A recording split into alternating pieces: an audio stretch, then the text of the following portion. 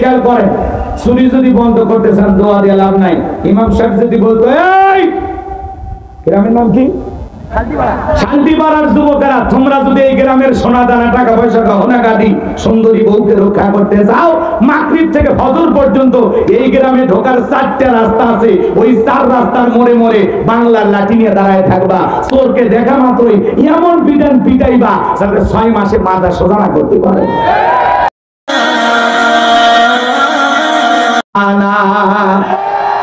খোঁজ নাই বুবু কাদের কাকার, অবস্থা খারাপ দরবেশ বাবার, হারুন আঙ্কেল এখন সামনেও আসে না। নেতা কর্মী সব জেলের ভিতর, আমি আসি ডরের ওপর, কখন জানি আসে গ্রেফতারি পরোয়ানা। বুবু আইবা তুমি আইবা গো, সেই দিন আইসা বুবু ক্ষমতা পাইবা না। চেয়ার থেকে নামা সহজ, কিন্তু ওই চেয়ারে ওঠা কঠিন। জেদ করে তো 16 বছর ছিলেনই, আর কি এর আগে 5 বছর 21 বছর ক্ষমতায় থেকে স্বাদ মেটে না। কথা কন না কেমন? এই জন্য আমরা আগামীতে বাংলাদেশে কোন মহিলা প্রধানমন্ত্রী চাই না। আমেরিকার নির্বাচন থেকে শিক্ষা গ্রহণ করেন। আমেরিকা তাম পৃথিবীর নেতাদেরকে উস্কা দেয়, নারী নেতৃত্বের পক্ষে ছাপাই গায়, কিন্তু আমেরিকাতে কখনো নারী প্রেসিডেন্ট হয় নাই। কথা বলেন ঠিক কিনা? 47তম প্রেসিডেন্ট হলেন ডোনাল্ড ট্রাম্প, তার প্রতিদ্বন্দ্বী ছিল কমলা, তাকে তারা নির্বাচিত করলো না। আমেরিকার মানুষ সিদ্ধান্ত নিয়েছে জীবনে কোনোদিন ওরা নারীকে ক্ষমতার চেয়ারে বসাবে না। কথা বলে ঠিক কিনা? আমেরিকা যদি ডোনাল্ড ট্রাম্পের মতো মানুষকে ক্ষমতার চেয়ারে বসাইতে পারে, তাদের দেশের প্রেসিডেন্ট হিসেবে মানতে পারে, আমরাও প্রয়োজনে এরকম আধা পাগল মানুষকে দেশের প্রধানমন্ত্রী বানাবো। এরপরেও এই দেশে ভবিষ্যতে কোনো নারী প্রধানমন্ত্রী হবে না, হবে না। সিদ্ধান্ত নেন। মেয়ে মানুষের জেদ বেশি, এরা যেই জায়গায় শান্তি পায় জীবন দেবে, তা ওই জায়গা থাকবে না। কথা কন না কেন? রাগ করেন না, মন খারাপ করেন না। সামনে যাব যাব, কষ্ট হচ্ছে নাকি আপনাদের? একটু বাস্তবতা বলা লাগবে। খালি কান ধরে টান মেরে ওয়াজ করে হাতিয়ে নিয়ে গেলে হবে না। হক কথা বলা লাগবে, জাতিকে জাগ্রত করা লাগবে। কথা বলে ঠিক না? চিন্তা ভাবনা করে নিন, সামনে আসবে শুভ দিন। জায়গা বুঝে, লোক বুঝে, মার্কা বুঝে সিল মারবেন। কোন জায়গায় মারবেন আমি ক্লিয়ার বলবো না, বলার জন্য আমাদের বড় বড় নেতারা আছে। কথা কন ঠিক না? আবার বেশি ক্লিয়ার করলে হুজুর আপনি কি ভোট চাইতে আসছেন? যাওয়া লাগবে কেন? 53 বছর দেখেছেন, একটাবার আল্লাহর কোরআন দিয়ে দেশটা চলে কেমন দেখা যায়, দেখার দরকার আছে না? না, এই জমিনটা কোরআন দিয়ে চলো। কারা কারা চান 2 হাত তুলে দেখান। লিল্লাহি তাকবীর, লিল্লাহি তাকবীর। একটাবার আমরা সর্বচোখে দেখতে চাই কোরআন দিয়ে দেশটা চললে কেমন দেখা যায়। আল্লাহ এই জমিনকে কোরআনের জন্য কবুল করুন। আর একটু জোরে বলুন আমিন। তাহলে বলেন তো, ক্ষমতা দেওয়ার মালিক কে? আবার রাজত্ব কেড়ে নেওয়ার মালিক কে? এদিকে খেয়াল করেন। তাহলে ক্ষমতার চেয়ারে বসানোর মালিক আল্লাহ, আবার ক্ষমতার চেয়ার থেকে বিদায় করার মালিকও আল্লাহ। কাউকে ক্ষমতা দিয়ে আল্লাহ পাক পরীক্ষা করেন। কথা কি বুঝতে পারছেন? কেউ এই পরীক্ষায় পাস করে, কেউ ফেল করে। যারা জুলুম করে এরা ফেল করে, আর যারা ন্যায় বিচার কায়েম করে, মানুষের অধিকার প্রতিষ্ঠিত করে, মানবতার কল্যাণে, দেশের কল্যাণে, ইসলামের কল্যাণে কাজ করে, এরা পাস করে। কথা বলে ঠিক কিনা? আমার ভাইরা, এই জন্য আল্লাহ রাব্বুল আলামিন বলেন, কুলিল্লাহুম্মা মালিকাল মুলকি তুতিল মুলকা মান তাশাউ ওয়া তানজিউল মুলকা মিম্মান তাশা ওয়া তুইজ্জু মান তাশাউ ওয়া তুযিল্লু মান তাশা বিয়াদিকাল খায়র ইন্নাকা আলা কুল্লি শাইইন কাদির। আবার আল্লাহ রাব্বুল আলামিন বলেন, রাজত্ব দেওয়ার মালিক আমি আল্লাহ, ক্ষমতা কেড়ে নেওয়ার মালিক আমি আল্লাহ, সম্মানিত করার মালিক আমি আল্লাহ, লাঞ্ছিত করার মালিক আমি আল্লাহ, সকল কল্যাণের চাবিকাঠি আমি আল্লাহর হাতে। ইন্নাকা আলা কুল্লি শাইইন কাদির। সব বিষয়ের উপরে একমাত্র ক্ষমতাবান তিনি কে? সব বিষয়ের উপরে ক্ষমতা চলবে কার? সব কিছুর উপরে ক্ষমতা চলবে কার? তাহলে সেই আল্লাহ তাআলা পৃথিবীর জমিনে যদি কাউকে ক্ষমতা দেন, এটা আমানত মনে করা লাগবে। কথা বলেন ঠিক কিনা? এটা জনগণের অর্পিত দায়িত্ব মনে করে যারা আদল ইনসাফ প্রতিষ্ঠিত করবে, মানুষ তাদেরকে হৃদয় দিয়ে ভালোবাসবে। কিন্তু যারা জুলুম করবে, ইতিহাসে তাদের নাম ডাস্টবিনে পড়ে থাকবে। কথা বলেন ঠিক কিনা?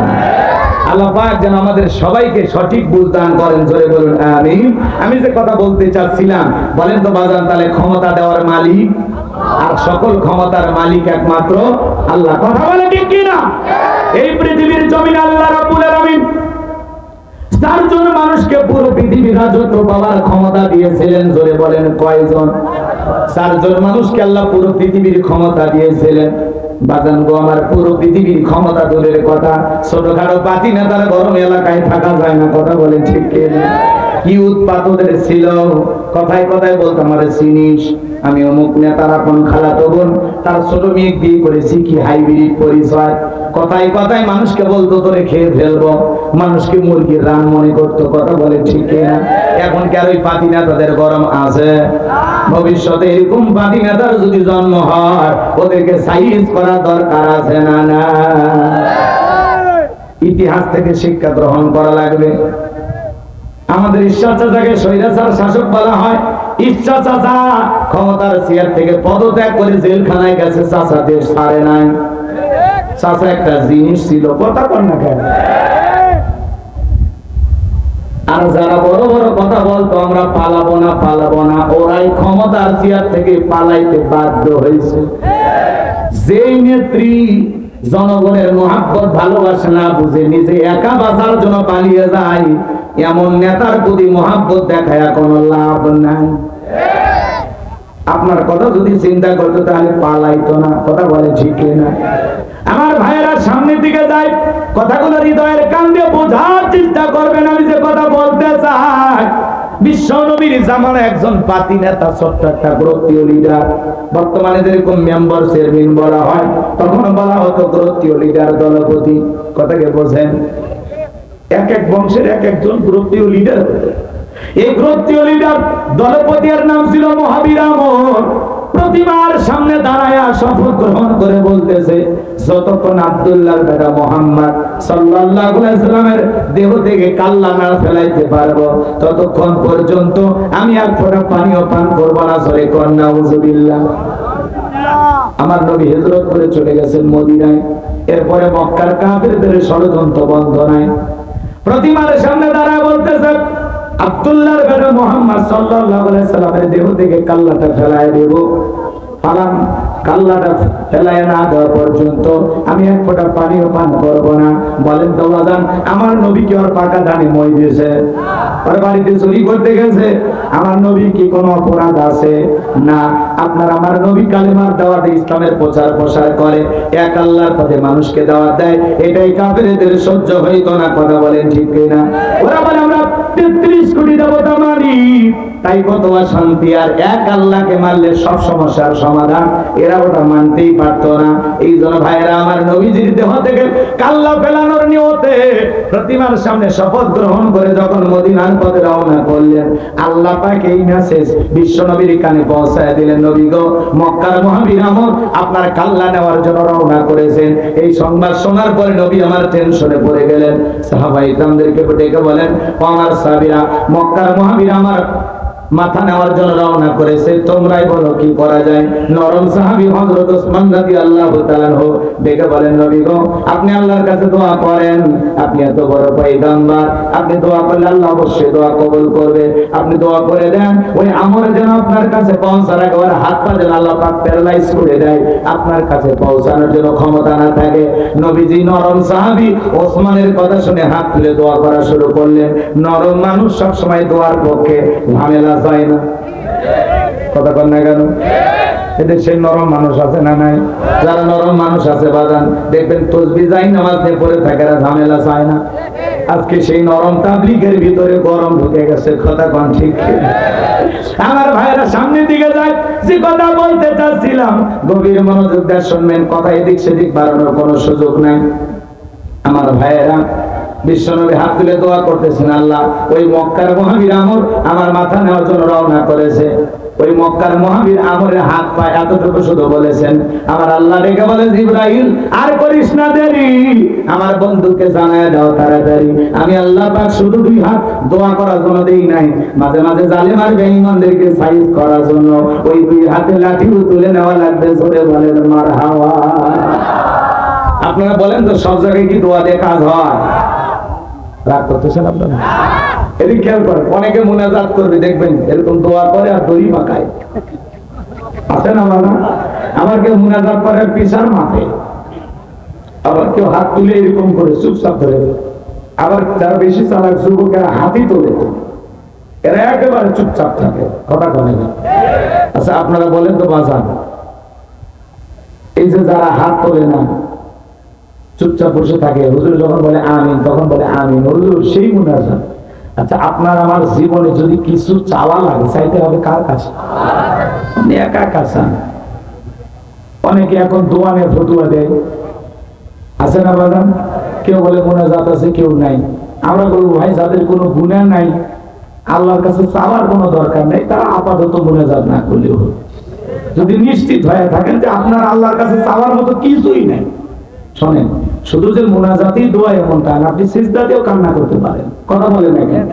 সিজদায় গিয়েও আপনি আল্লাহর কাছে বলতে পারেন, যা যা বলার বলবেন, সিজদায় গিয়ে বলবেন, আল্লাহ আমার চাইতে বড় পাপী এই দুনিয়ার জমিনে আর কেউ না, কথা বলেন। নিজের সমস্ত অপরাধ আল্লাহর কাছে স্বীকার করেন, আল্লাহর কাছে চান।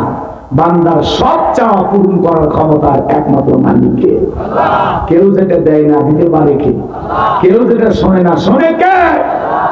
এই জন্য আল্লাহ তাআলার কাছে চাইতে হবে, আল্লাহ তাআলার কাছে চাইতে হবে। তাছাড়া দুনিয়ার কোন মাজারে চাই লাভ নাই, কোন পীরের কাছে চাই লাভ নাই, চাইতে হবে কার কাছে? ঠিক আছে তো? তা করিয়ে দেন। আমার ভাইয়েরা গভীর মনোযোগ দিয়ে কথাগুলো শোনা যান। যারা দোয়া করে ওদের দোয়া করতে দেন, যারা দোয়া করতে চায় না আমরা বলবো আপনি যারা দোয়া করে তাদেরকে নিয়ে মন্তব্য করবেন না, কথা বলে না। যারা দোয়া করতে চায় তাদের দোয়া করতে দেন, যারা দোয়া করতে চায় না আপনার প্রয়োজন না, আপনি চুপ থাকেন। এই ছোটখাটো বিষয়গুলো নিয়ে খবরদার সমাজে কোনো ফেতনা ফাসাদ সৃষ্টি করবেন না, কোনো বিতর্ক সৃষ্টি করবেন না, মনে থাকবে তো ইনশাআল্লাহ? আপনি আসি নবী নূরের তৈরি না মাটির তৈরি? আমি নাচতে না জোরে, টুপি ছোটটা না বড়টা, জল্লিন না জল্লিন, আমরা যে এগুলো নিয়ে ব্যস্ত, আর জালেমের আছে কিভাবে নতুন করে ক্ষমতায় বসা যায়, কথা বলেন। এই জন্য সব দ্বন্দ্বের জায়গায় থাক। এই দেশকে সুরক্ষিত রাখার জন্য, এই জমিনে ইসলামালাদেরকে ক্ষমতায় নিয়ে যাওয়ার জন্য ঐক্যবদ্ধ হতে হবে, কথা বলে ঢেকেরা। দ্বন্দ্ব পরে, ব্যক্তিগত দ্বন্দ্ব পরে, মত পার্থক্য থাকতেই পারে, বিভিন্ন মাসালাগত আমাদের সমস্যা থাকতেই পারে, সমস্যার জায়গায় রাখেন, দেশ কিভাবে গঠন করবেন সেই চিন্তা করেন, কথা বলে নাকি? নতুন করে আমরা কিভাবে বাংলাদেশ গঠন করবো সেই কাজ করা লাগবে, কথা বলে ঠিক কিনা? আল্লাহ যেন আমাদের সবাইকে সঠিক বুঝ দান করে, জোরে বলেন আমিন। আমার ভাইয়েরা, লম্বা করার কোনো সুযোগ নাই, যে কথা বলতে চাচ্ছিলাম সব জায়গায় কিন্তু দোয়া দিয়ে কাজ হয় না, কথা বলেন ঠিক কিনা? আমার ভাইয়েরা, এই গ্রামের নাম কি? শান্তিপুর। মনে করেন এই গ্রামে প্রতিদিন চুরি হইতেছে, বলেন তো বাজান গো আমার, চুরি যদি বন্ধ করতে চান দোয়া দেওয়া হবে। একজন কি করেছে, মিঠাপুকুর বাজার থেকে 1 কেজি জিলাপি নিয়ে আসা ইমাম সাহেবের হাতে দিয়ে বলে, হুজুর আপনি দোয়া করেন আল্লাহ যেন চোরের হাত থেকে গ্রামের মানুষকে হেফাজত করেন। 10 কেজি জিলাপি পায়া এশার সালাত আদায় করে ইমাম সাহেব দোয়া করে, আল্লাহ চোরের হাত থেকে গ্রামের গরু ছাগল টাকা পয়সা সোনা দানা গহনা গাটি সুন্দরী বউ সবকিছু তুমি হেফাজত করো। চোরও হাত তুলে বলে আমিন আমিন, কারণ জিলাপির গন্ধ পাইছে, ওটা কোন ঠিক কিনা? চোর কি বাহির গ্রামে থাকে না? ওই গ্রামে তো 2-1 থাকে, না হলে কার বাড়িতে কি আছে এই গোপন তথ্য দিল কে? কথা বলে না কেন? যেই গ্রামে চুরি হোক ওই গ্রামের 2-1 সহযোগী থাকে, এটা মাথায় রাখবেন। যদি বলেন হুজুর আপনি এগুলো কেমনে বোঝেন, ওগুলো মেলা গোপন তথ্য আছে, সব প্রকাশ করা যাবে না, ঝামেলা হয়ে যাবে, কষ্ট হচ্ছে নাকি আপনাদের? এই জন্য এদিকে খেয়াল করেন, চুরি যদি বন্ধ করতে চান দোয়া দিয়ে লাভ নাই। ইমাম সাহেব যদি বলতো এই গ্রামের নাম কি, শান্তি পাড়ার যুবকেরা, তোমরা যদি এই গ্রামের সোনা দানা টাকা পয়সা গহনা গাড়ি সুন্দরী বউকে রক্ষা করতে চাও, মাগরিব থেকে ফজর পর্যন্ত এই গ্রামে ঢোকার 4টা রাস্তা আছে, ওই 4 রাস্তার মোড়ে মোড়ে বাংলার লাঠি নিয়ে দাঁড়ায় থাকবা। চোরকে দেখা মাত্রই এমন পিটাইবা যাতে 6 মাসে মাথা সোজা না করতে পারে। চুরি বন্ধ করতে হলে ধোঁয়াতে কাজ হবে না, লাগবে শক্ত আইন। আল্লাহ সেই শক্ত আইন দিয়েছেন, কথা বলে ঠিক কিনা?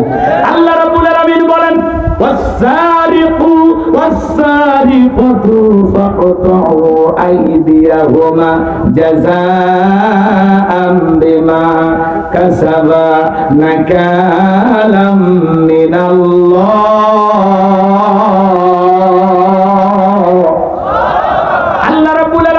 সূরা মাইদার ভিতর আইন দিয়েছেন, চোর যদি পুরুষ হয় অথবা নারী হয়, চুরি করেছে, যদি অপরাধ প্রমাণিত হয়, আল্লাহর বিধান মোতাবেক, আল্লাহর ফয়সালা মোতাবেক চোরের হাত কেটে দাও। একটা চোরের হাত কেটে বাইতুল মুকাররমে